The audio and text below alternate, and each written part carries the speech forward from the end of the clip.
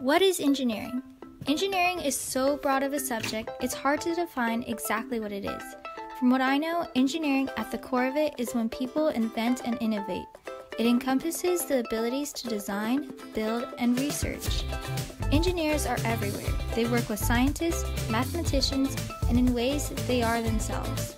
You can build automobiles to rocket ships, chemically engineer a better laundry detergent, to creating nuclear weapons for the Manhattan Project, from agricultural irrigation systems to infrastructure of cities and streets, machinery, software, artificial organs, renewable energy, and even an ergonomical keyboard.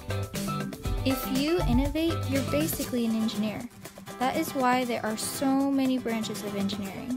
We've got nuclear, chemical, agricultural, mechanical, electrical, industrial, software, civil, biomedical, aerospace, and even under each category, there are many subdivisions. For example, civil engineering includes environmental, structural, hydraulic, and the list goes on. Each job is different. You could be in a lab with chemicals, in an office sitting at a desk, in a factory working with machinery. You could be going out to collect data, taking on a managerial position to guide others, or even be cooped up all alone in your house developing a new technology. Like I said, engineers are everywhere. They are one crucial part to a functioning society. Okay, to start it off, we've got Northwest School of Wooden Boat Building. There's traditional wooden boat building. It starts with basic skills in the fall. Then winter, spring, and summer start building on what you already know. Then you get the maritime systems programs, and you start with the introduction to the main stuff, and then you figure out the electrical and the engines and the different components of building boats and how to run them and what corrosion can do and stuff like that. There are not many careers offered in the boat building area, but it is fun to learn as a trade. The school does support it when people want to go into boat building careers. They do like that. Enrollment is open to all, provided they can handle the physical toll. It costs just over $40,000 for a 12-month program and just over $20,000 for a 6-month program. And it's located right by Port Townsend, and the community there is fairly small. For colleges, I want to give a shout out to Cal Poly in San Luis Obispo, California. It is a highly ranked school in engineering and agriculture. Their guiding philosophy is learning by doing, and from what I've heard, it is a very hands-on school. It has 80 state-of-the-art laboratories and 50 clubs dedicated to Cal Poly College of Engineering. If you know exactly what you want to specialize in, I would recommend this school. For example, if you want to be an architectural engineer, you'd actually be in the College of Architecture and Environmental Design. Here is an example of a progression plan. This one is of a bachelor's in mechanical engineering with a concentration in manufacturing. You have to take general education courses such as writing and communication. You have courses like calculus that support your education, and in yellow are courses specifically for your major, and in red are courses dedicated to your concentration. The flowchart also shows prerequisites for each course and how your 4 years will be split up. As far as at the University of Washington goes, there are multiple engineering departments ranging from aeronautics and astronautics, bioengineering, chemical engineering, civil and environmental engineering, computer science engineering, electrical and computer engineering, human-centered design and engineering, industrial systems engineering, material science engineering, and mechanical engineering. There are also multiple different types of degrees offered. Those include Bachelor's of Science, Master's of Science, and Doctor of Philosophy or PhD. As far as tuition and scholarship opportunity goes, the UW College of Engineering awards nearly 600 undergraduate scholarships, And tuition for resident students ranges anywhere from just over $11,000 to just over $31,500, and for non-resident, it ranges anywhere from $36,500 all the way up to just near $57,000 a year. Hi, this is Paul Tallons here to talk about the wonderful Colorado School of Mines. This university is located in beautiful Golden, Colorado, and is an engineering-based school with a variety of engineering degrees. Some of the many engineering degrees that are offered at Colorado School of Mines include chemical engineering, civil engineering, electrical engineering, environmental engineering, geological engineering, mechanical engineering, and many more. The courses that might be available in each of these degrees are listed above in the infographic. To help you understand some of the courses that will be in these degrees, Colorado School of Mines has attached and provided progression plans that will help you understand the basis of each degree. Not only does Colorado School of Mines have an extraordinary bachelor's program, it also has a prestigious grad school for people that are ready to pursue their master's and/or PhD degrees. Furthermore, there are also internships available, even here locally in Seattle. Although jobs differ based on which degree you took of engineering, Cummins is perfect for electric engineering, NASA is perfect for aerospace engineering, URS is perfect for mechanical engineering, and Shell is good for civil engineering. Some important stats that you might really want to know are that Colorado School of Mines accepts people with a 3.7 to 4.0 GPA average. It also accepts people with an SAT of 1330 to 1470 and an ACT of 30 to 34. Money is also really important to find the right college, and that is why Colorado School of Mines has included the tuition for in-state and out-of-state students. If you are interested in going to Colorado School of Mines to better your engineering future, just visit the website www.mines.edu. The engineering research I did was on neural engineering. They focus on machine learning and AI pretty much. You get artificial neural networks, and that's kind of what they build. You start with an input, and you want to teach the computer how to get to a specific output to help machines run better and simulate brains in computers. So if you start with a picture of a dog, supposedly the computer could tell you that it's a dog without any outside information other than that. Now for mechanical engineering, which is defined as the branch of engineering dealing with the design, construction, and use of machines. This can also be anything including working on building, and how buildings' structural integrity works, and making sure that they stand strong and do what they were built to do. Mechanical engineers also design things like generators and turbines and engines that have a more practical use in making things work in our world. You might wonder, well, what are my options post-college for careers? Well, one thing you could go into is aerospace engineering. Aerospace engineering is the primary field of engineering concerned with the development of aircraft and spacecraft, like planes and spaceships. Two big companies that are involved with aerospace engineering are Boeing and NASA. You might wonder, well, what do you really do as an aerospace engineer?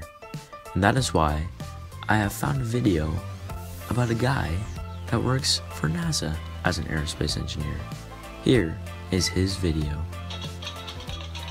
So I'm Trevor Jones. I work here at the NASA Glenn Research Center, which is in Cleveland, Ohio. I'm an aerospace engineer.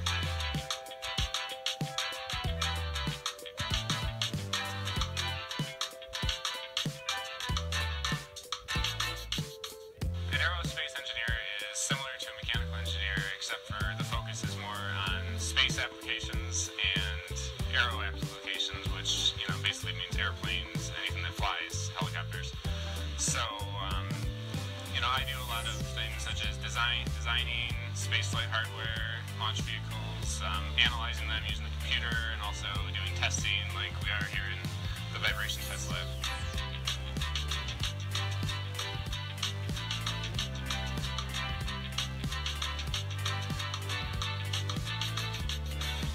So this is one of our large vibration shaker tables. So what we'll do is put a piece of hardware on here, and then this whole table actually shakes to try and simulate the launch of the space shuttle or whatever other vehicle that this hardware is sitting on. You know, for example, we've tested various antennas and things that are going to be going on to the space station to be used for communication. So first they'll come here, we'll connect them to the table, we'll instrument it with different accelerometers, which just measure how the unit is moving, and then we'll shake it, take a look at the data, and if it hasn't broken and everything seems okay, then it'll be okay to go on to the next test before it's eventually launched.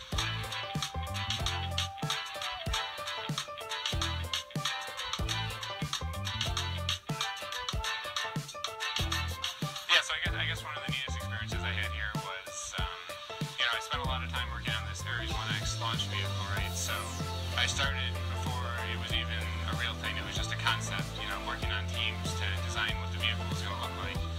And I guess just the neatest and humbling thing was when it was actually built and seeing the hardware and seeing how big it was, and then actually watching the thing launch and watching it work as we expected to. That was really a rewarding experience. It's hard to describe. I went to Rensselaer Polytechnic Institute to get a bachelor's degree in mechanical engineering, which I have. From there, I got a job here at NASA and continued my education here at NASA part-time at Case Western Reserve University, where I got a Master's of Science degree also in mechanical engineering. Okay, so when we were designing part of a vehicle recently, we had an issue where some of the delicate electronics, computer hardware and stuff that was on the launch vehicle were experiencing vibration levels that were too high, and it seemed that they were going to break. So the solution we came up with is we used these, this is sort of a spring, so this kind of isolates the hardware from the harsh vibration environments that the vehicle's seeing, so, and that way the electronics will survive the launch and work when they get into space. I guess that's exciting that we could be doing something new coming up here. There's talk of going to near-Earth objects like asteroids. There's talk of going to Mars and beyond. So, to do all these things, we're going to need to develop new launch vehicles, basically that can accomplish that goal. So, it is definitely an exciting time at NASA.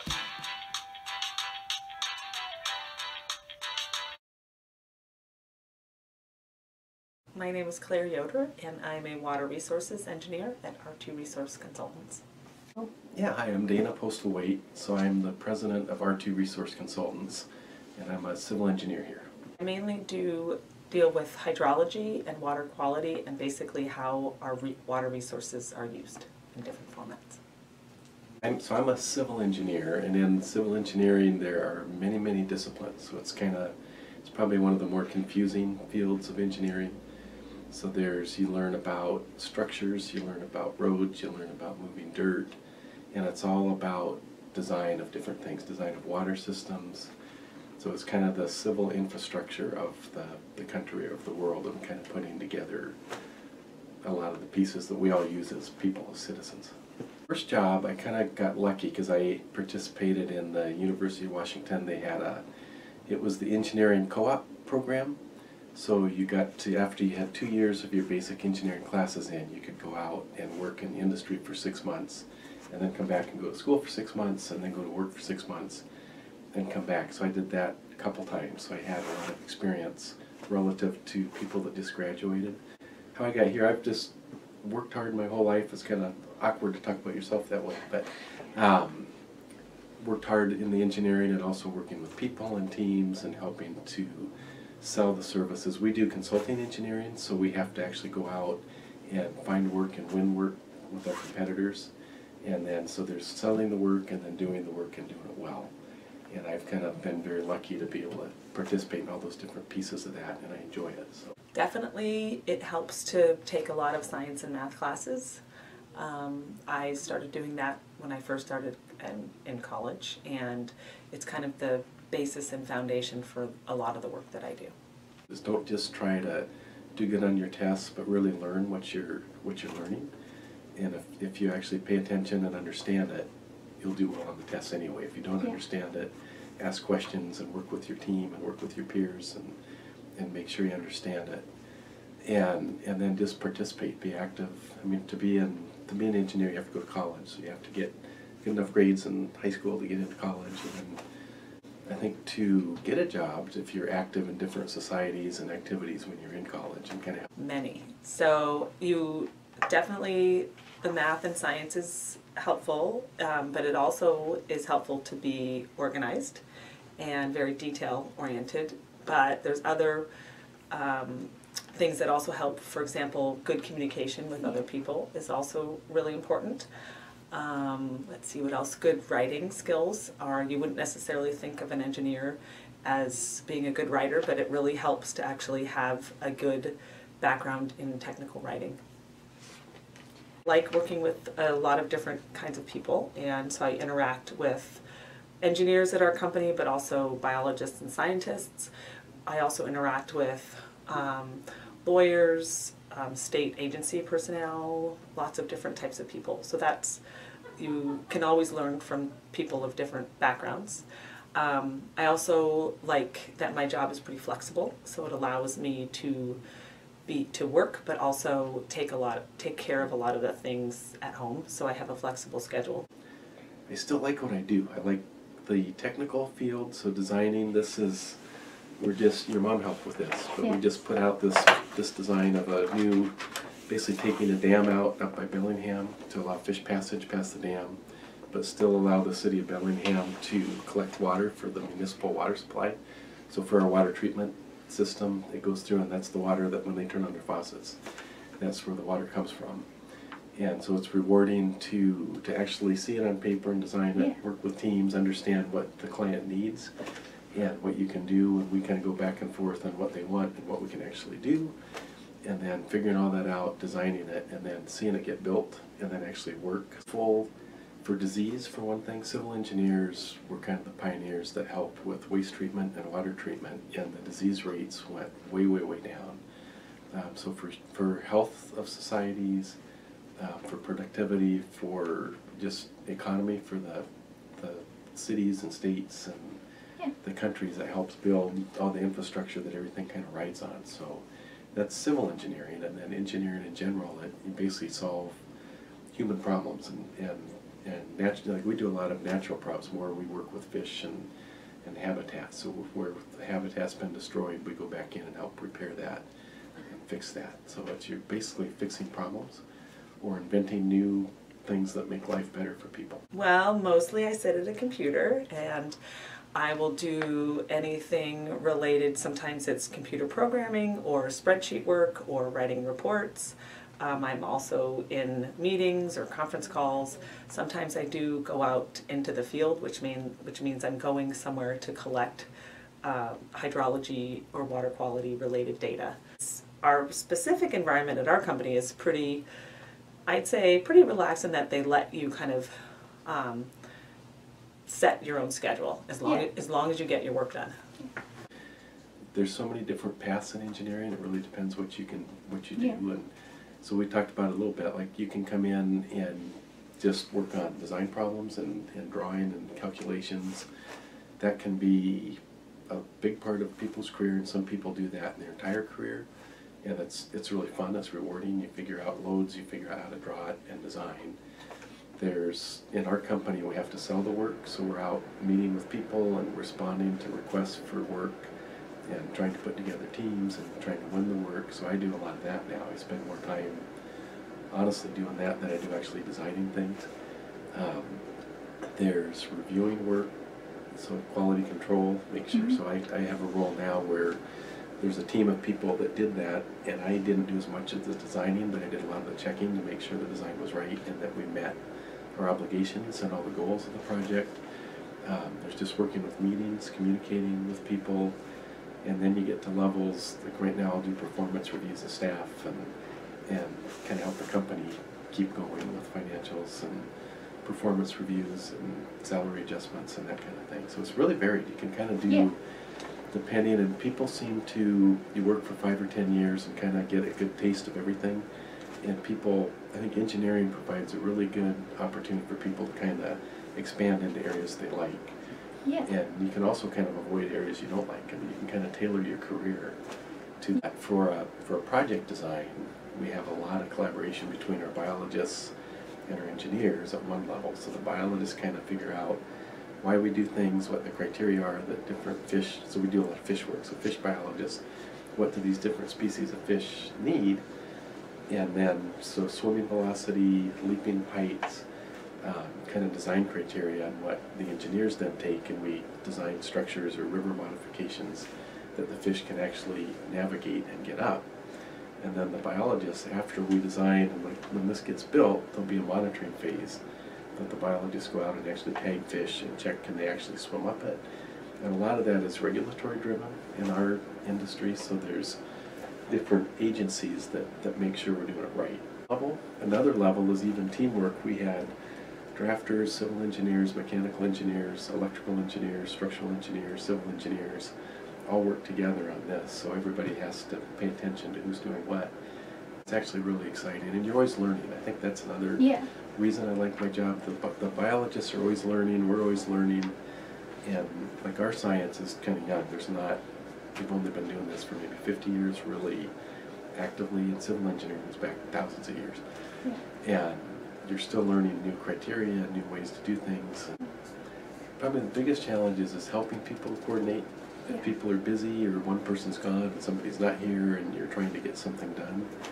And that's manageable, but there's stuff always comes up, like the snow days that interrupted we had a big deadline that week, and we're working with 4 other companies on this job.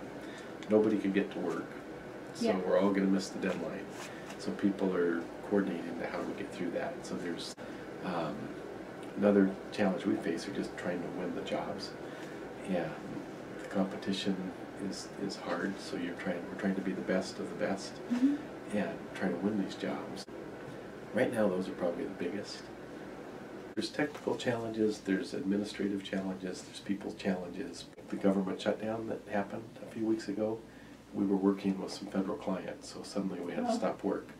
So then our schedule was laid out, we were going to get that work done and then other work. So now when it starts again, it starts at the same time as we were planning to start other work. So that creates a scheduling challenge, like, okay, how do we move people around to still meet the deadlines? And that's probably our biggest challenge as a small company, is when things really change with the job. Or you go down, you have a plan, and something changes with the plan, or the client decides, oh, I thought I wanted this, but now I see what you're doing, can you do this? But they're challenges, but they're kind of fun too, because if you just sit and turn the crank every day, that gets boring. So it keeps you awake. One big challenge was going back to work after my kids were born. It was just difficult to be dealing with a lot at home, and then also having to come into work and being required to be on point at work. But I wouldn't change that. I definitely think that being a woman in an engineering job, sometimes I'm not, I wouldn't say taken seriously, but sometimes people make preconceived notions about who I am or what I do. And that's not, I deal with it fine. It's more of an irritation. I haven't found it to necessarily limit what I've been able to do with my career, but it's more irritating when it does happen. If you get into that field, I've got a lot of friends that are engineers, and one of my sons is an engineer, and there's so many different things you can do that if you get the good fundamentals and really, learn the material in high school and learn the material in college, there's almost no bounds to what you can do. There's engineers that stick with engineering, there's engineers that get into politics, there's engineers that get into sales, engineers become doctors or lawyers. It's all, got one friend I graduated with, he's a business lawyer that helps consulting firms like ours in construction claims. So it really opens, there's no limit to what you can do, and I think you can have a lot of fun with it. It's definitely a fun career. I've found I do a lot of different types of projects, but you need to study hard in order to make it work. Enjoy your school, it's a fun time, and the more you learn, the more tools you have, and you never know when you're going to need them, but it's really fun we go back to fundamentals that we learned in high school all the time, and even in junior high. And it's, you build a good foundation and have fun with it, enjoy it. Okay, so right now we are in my mom's office and we are staring at a shelf full of books. If we move on this way, you could see a whiteboard with a long project list. You could see my mom's well-decorated office with some old photos and stuff to personalize her office. Right now she is sitting on a desk and looking at this spreadsheet and AutoCAD drawing. We are looking at a book called can I lose this? Yeah. Called the Steel Construction Manual. It looks like a pretty important book with stuff about... Oh, well, it's all the steel beams that you could ever have, wide flange, T-shaped pipes, and it tells you a little bit about capacities, how to do bolt connections, capacities of the beams. There's some code requirements. There's some design, welds. It's definitely an Good important reference. resource. Yeah, that we use a very good resource. pretty often. Pretty much sums up what her small cubicle looks like. Basically, she works on a desk with computers and books and papers. And I want to show you. Papers. And look. Oh yeah, she's showing us something. And so at the end of all of this, you have a huge drawing set of how, I don't know, how you build something. Yeah. Oh, if I wish, oh, here. A complete construction, and all these drawings tell you how to build it. Yeah. And it takes a lot of work, not just engineers. Office life. My brother's playing golf and here's a nice fishery poster, and you get your own special name plate